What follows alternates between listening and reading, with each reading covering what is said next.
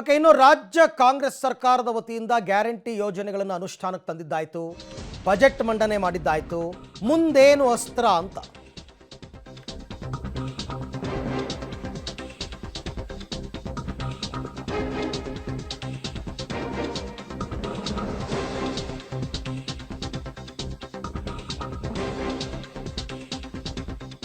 Budget ಆಯಿತು, guarantee ಆಯಿತು, ಲೋಕಸಭಾ ಚುನಾವಣೆ ಹತ್ತಿರ ಬರ್ತಾ ಇದೆ. ಮುಂದೇನು ಅಸ್ತ್ರ ಅಂದರೆ ಬಿಜೆಪಿ ವಿರುದ್ಧ ತನಿಖಾಸ್ತ್ರ ಬಳಕೆಗೆ ಸಿದ್ಧತೆಗಳಾಗ್ತಾ ಇದೆ ಸರ್ಕಾರದ ವತಿಯಿಂದ.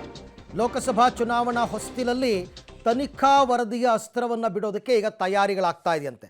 ಯಾಕೆಂದರೆ ಒಂದು ದಿನವನ್ನು ಕೂಡ ವೇಸ್ಟ್ ಮಾಡಬಾರ್ದು. ನಾವು ಅತ್ಯುತ್ತಮ ಬಜೆಟ್ ಕೊಟ್ಬಿಟ್ಟಿದ್ದೀವಿ ಅಂತನೋ ಅಥವಾ ಗ್ಯಾರಂಟಿ ಯೋಜನೆಗಳನ್ನು ಫುಲ್ಫಿಲ್ ಮಾಡಿದ್ದೀವಿ ಅಂತನೋ ಮೈ ಮರೆತರೆ ಚುನಾವಣೆ ಸಂದರ್ಭದಲ್ಲಿ ಕಷ್ಟವನ್ನು ಎದುರಿಸಬೇಕಾಗತ್ತೆ.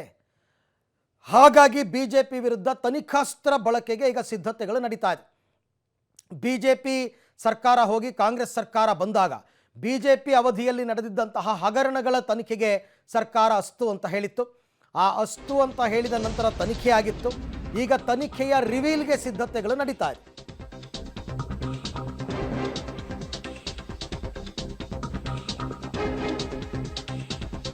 PSI ಮತ್ತು ಕೋವಿಡ್ ಹಗರಣ ತನಿಖೆ ರಿವೀಲ್ಗೆ ಸಿದ್ಧತೆಗಳು. ಮಾರ್ಚ್ ಮೊದಲ ವಾರದ ಒಳಗೆ 2 ವರದಿಗಳು ಕೂಡ ಬಹಿರಂಗವಾಗುತ್ತಾ ಬಿಜೆಪಿಯನ್ನು ಮುಜುಗರಕ್ಕೆ ಸಿಲುಕಿಸೋದಕ್ಕೆ ಸರ್ಕಾರದ ಮಟ್ಟದಲ್ಲಿ ಸಿದ್ಧತೆಗಳು ನಡೀತಾ ಇದೆ.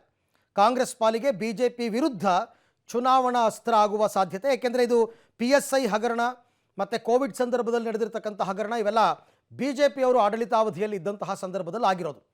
ಹಾಗಾಗಿ ಆ 2 ಪ್ರಕರಣದ ತನಿಖೆ ನಡೆದಿದೆ. ಇನ್ನು ಮಾರ್ಚ್ ಮೊದಲ ವಾರದಲ್ಲಿ ಈ 2 ಪ್ರಕರಣದ ವರದಿಗಳು ಬಹಿರಂಗವಾಗುವ ಸಾಧ್ಯತೆ. ಜನರ ಮುಂದೆ ಇಡಬೇಕಲ್ಲ. ನೋಡಿ, ಬಿಜೆಪಿ ಅವಧಿಯಲ್ಲಿ PSI ಹಗರಣ ಆಗಿತ್ತು, ಇಂತಿಂಥವ್ರು ಶಾಮೀಲಾಗಿದ್ದರು. ಅದಾದ ನಂತರ ಕೋವಿಡ್ ಹಗರಣಗಳು ನಡೀತು, ಇಂತಿಂಥವ್ರು ಶಾಮೀಲಾಗಿದ್ದರು ಅಂತ ರಾಜ್ಯದ ಜನರ ಮುಂದಿಡುವಂತಹ ಪ್ರಯತ್ನಕ್ಕೆ ಕಾಂಗ್ರೆಸ್ ಮುಂದಾಗಿದೆ. ಈ ಬಗ್ಗೆ ಮತ್ತಷ್ಟು ಮಾಹಿತಿ ನನ್ನ ಕೊಲೀಗ್ ಸುಕೇಶ್ ಅವರಿಂದ ಪಡ್ಕೊಳ್ಳೋಣ. ಸುಕೇಶ್, ಈಗ ತನಿಖೆ ಮುಗಿದು ವರದಿ ಮಾರ್ಚ್ ಮೊದಲ ವಾರದಲ್ಲಿ ಸಿಗಬಹುದು ಅಂತ ಅಂದ್ಬಿಟ್ಟು ಆ್ಯಕ್ಚುಲಿ ಕಾನೂನಾತ್ಮಕವಾಗಿ ಅದು ಕೋರ್ಟ್ಗೆ ಹೋಗಬೇಕಾಗುತ್ತೆ, ಚಾರ್ಜ್ ಶೀಟ್ ಫೈಲ್ ಮಾಡಬೇಕಾಗುತ್ತೆ. ಬಟ್ ಈಗ ಇರ್ತಕ್ಕಂಥ ವರದಿಯನ್ನು ಇಟ್ಕೊಂಡು ಕಾಂಗ್ರೆಸ್ನವರು ಹೇಗೆ ಬಿಜೆಪಿಯನ್ನು ಎದುರಿಸ್ತಾರೆ ಅಂತ? ಅರವಿಂದ್, ಈಗಾಗಲೇ PSI ಹಗರಣಕ್ಕೆ ಸಂಬಂಧಪಟ್ಟಂತೆ ನ್ಯಾಯಮೂರ್ತಿಯವರ ನೇತೃತ್ವದಲ್ಲಿ ನಡೆದಂತಹ ತನಿಖೆಯ ವರದಿ ಸರ್ಕಾರದ ಕೈ ಸೇರಿದೆ. 2 ದಿನದ ಹಿಂದೆ ನಡೆದಂತಹ ಸಚಿವ ಸಂಪುಟ ಸಭೆಯಲ್ಲೇ ಇದಕ್ಕೆ ಅನುಮೋದನೆ ಸಿಗುತ್ತೆ, ಇದನ್ನು ಈ ಬಾರಿಯ ಅಧಿವೇಶನದಲ್ಲೇ ಮಂಡನೆ ಮಾಡಲಾಗುತ್ತೆ ಅನ್ನುವಂಥ ಮಾತುಗಳು ಕೇಳಿಬಂದಿತ್ತು. ಆದರೆ ಕಡೆ ಗಳಿಗೆಯಲ್ಲಿ ಸಚಿವ ಸಂಪುಟ ಸಭೆಯಲ್ಲಿ ಅದನ್ನು ಮುಂದೂಡಿಕೊಳ್ಳಲಾಯಿತು. ಯಾಕಂದರೆ ಇನ್ನೂ ವಿಸ್ತೃತವಾದ ಚರ್ಚೆ ಆಗಬೇಕು ಅದರ ಬಗ್ಗೆ ಅನ್ನುವಂಥ ಕಾರಣಕ್ಕಾಗಿ. ಇನ್ನು ಕೋವಿಡ್ ಹಗರಣಕ್ಕೆ ಸಂಬಂಧಪಟ್ಟಂತೆ ಕೂಡ ಈಗಾಗಲೇ ಸಾಕಷ್ಟು ತನಿಖೆಯ ಅಂತಿಮ ಹಂತಕ್ಕೆ ಬಂದಿದೆ. ಲೋಕಸಭೆ ಚುನಾವಣೆ ಇನ್ನೂ ಕೂಡ ಅಧಿಕೃತವಾಗಿ ಡಿಕ್ಲೇರ್ ಆಗಿಲ್ಲ ದಿನಾಂಕ. ಅದರ ಒಳಗಾಗಿ ಇವೆರಡೂ ತನಿಖೆಗೆ ಸಂಬಂಧಪಟ್ಟಂಥ ವಿಚಾರಗಳನ್ನ ಕೈಗೆತ್ತಿಕೊಂಡು ಕೆಲವು ವಿಚಾರಗಳು ಹೊರಬಂದರೆ ಸಹಜವಾಗಿಯೇ 2 ಹಗರಣಗಳು ಕೂಡ ಬಿಜೆಪಿಯ ಸರ್ಕಾರದಲ್ಲಿ ಆಯಿತು ಅನ್ನೋ ಕಾರಣಕ್ಕಾಗಿಯೇ ತನಿಖೆಗೆ ಆದೇಶಿಸುವಂಥದ್ದು. ಮತ್ತು ಇದು ಕಾಂಗ್ರೆಸ್ಗೆ ವಿಧಾನಸಭೆ ಚುನಾವಣೆಯಲ್ಲಿ ಮ್ಯಾನಿಫೆಸ್ಟೋದ ಒಂದು ಭಾಗವಾಗಿತ್ತು. ಅಂದರೆ ತನಿಖೆಯನ್ನು ಮಾಡ್ತೀವಿ, ತಪ್ಪಿತಸ್ಥರನ್ನ ಜೈಲಿಗಟ್ತೀವಿ ಅನ್ನುವಂಥ ಹೇಳಿಕೆಗಳನ್ನ ಕೊಟ್ಟಂಥದ್ದು. ಇಲ್ಲಿ ಯಾರನ್ನ ಜೈಲಿಗಟ್ತಾರೋ, ಯಾರಿಗೆ ಶಿಕ್ಷೆ ಆಗುತ್ತೋ ಬಿಡುತ್ತೋ ಗೊತ್ತಿಲ್ಲ. ಆದರೆ ರಾಜಕೀಯವಾಗಿ ಆ ರೀತಿಯ ವರದಿ ಏನಾದರೂ ಲೀಕ್ ಆದರೆ ಹೊರಬಂದರೆ ಸಹಜವಾಗಿಯೇ ಬಿಜೆಪಿಗೆ ಒಂದು ರೀತಿಯ ಮುಜುಗರ ಮಾಡಿಸುವಷ್ಟರ ಮಟ್ಟಿಗೆ ಕಾಂಗ್ರೆಸ್ನ ಬತ್ತಳಿಕೆಗೆ ಒಂದು ಅಸ್ತ್ರ ಆಗುವಂಥ ಸಾಧ್ಯತೆ ಇದೆ. ಈ ನಿಟ್ಟಿನಲ್ಲಿ ಸರ್ಕಾರ ಪ್ರಯತ್ನ ಪಡ್ತಾ ಇದೆ ಅನ್ನುವಂಥದ್ದು. ಆದರೆ ಇದು ಸಾಧ್ಯನಾ?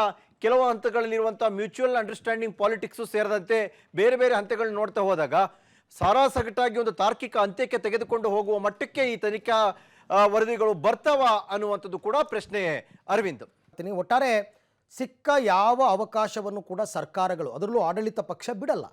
ಅದು BJPಯವರಾಗಿರ್ಬೋದು, ಕಾಂಗ್ರೆಸ್ ಅವರಾಗಿರ್ಬೋದು, JDS ಅವರಾಗಿರ್ಬೋದು, ಅವರ ಅಧಿಕಾರಾವಧಿಯಲ್ಲಿ ವಿಪಕ್ಷಗಳನ್ನು ಹಣಿಯುವ ಯಾವ ಸಣ್ಣ ಅವಕಾಶವನ್ನು ಯಾರೂ ಮಿಸ್ ಮಾಡ್ಕೊಳ್ಳಲ್ಲ.